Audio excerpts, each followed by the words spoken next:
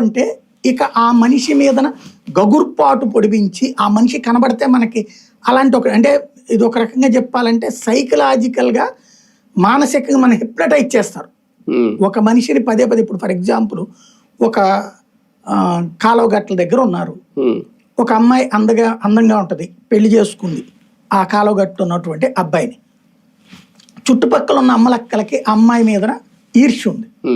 ఏం చేస్తారు అంటే అమ్మాయి కొంచెం ధనికుల కుటుంబం నుంచి వచ్చిందో ఏదో అయ్యింది అనుకోండి, కొంత లగ్జరీగా కనబడుతుంది అనుకోండి, అప్పుడు అమ్మాయి మీద కోపంతో సహజంగా ఏముంటుంది, ఫస్ట్ కలుపుకునే ప్రయత్నం చేస్తారు. అమ్మాయి కొంత ఆ స్టేటస్ మెయింటైన్ చేసింది అనుకోండి, దాని టెక్కులు ఎవరికి తెలియదు, దగ్గర నుంచి బిగిన్ చేసి మొన్నాడు ఎవడో వచ్చాడంట కదే ఇట్లా బిగిన్ చేసి క్యారెక్టర్ అసాసినేషన్ చేస్తారు.